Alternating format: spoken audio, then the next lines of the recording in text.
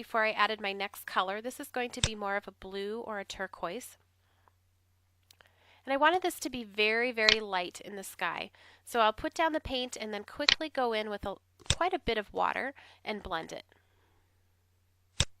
I also wanted areas of white to give the feeling of clouds.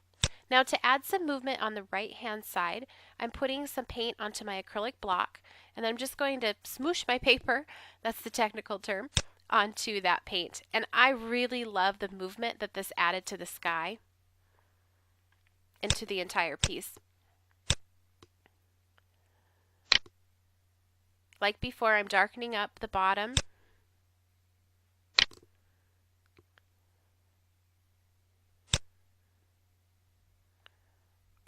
Blending in some more green. And I'll also add a touch of that gray-green up into this portion of the sky. Now I'm ready to add my stamping. I love these tiny little birds from the Nature's Friend set. And I'm going to stamp them with Cloudy Sky. You'll see me here, I was just testing the color on a piece of scratch paper before I stamped onto the card.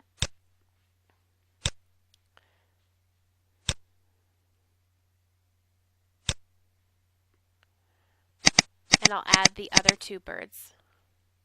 One thing I really love about these Winter Wonderland stamps from Penny Black is that they're great for creating winter scenes and Christmas cards, but they're also great for all year round. This card definitely doesn't scream winter. It could be more of a spring scene even. To finish it off, I just stamped the thanks on the bottom left-hand corner. Now this next card is what I imagine to be sort of what it would look like for the first snow. It might come down in the fall.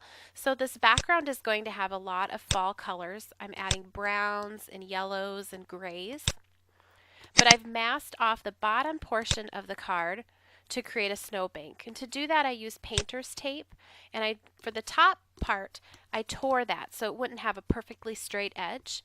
And then I pressed it onto my shirt just to remove some of the stickiness, and then I put it onto the watercolor paper. And then to make sure I didn't get any paint or smudges below that, I added another piece of painter's tape. This background is a very loose technique, so the paper is wet, and I keep dropping in different colors of gray and yellow and brown and letting them mix and blend together, letting the water do that work. You'll notice that sometimes I swipe my paintbrush or kind of sweep it across the paper, but a lot of times I also pat it or pounce it onto the paper to add the color.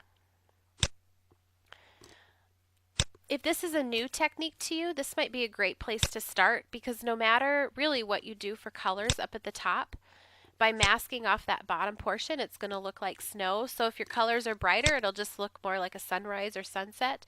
You could even do a monochromatic look, so just add lots of different colors of blues and greens.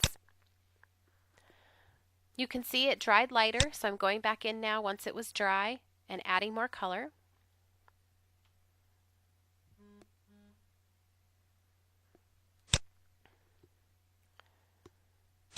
And blending it with the water. Now I'm ready to do my stamping. This is from the Nature's Gift set, and I'm going to use a variety of stamps from this set. I wanted this to be very light in the background, so I'm inking it with Memento Toffee Crunch ink. And I'm going to stamp it in a couple of places on the background.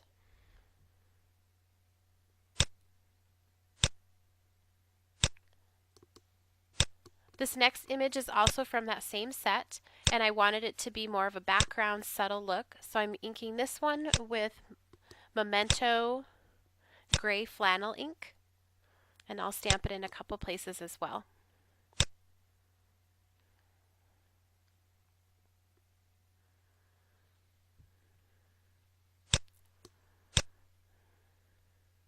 Then I'm going to use that same image but stamp it in a darker color. So this will be kind of the focal point. And I'm inking this with StazOn ink.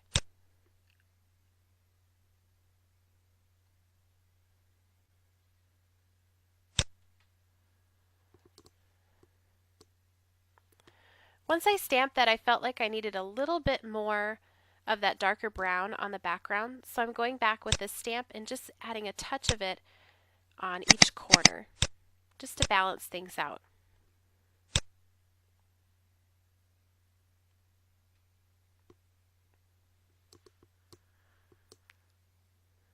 And I'm splattering a little bit of brown paint to add some more movement to the background.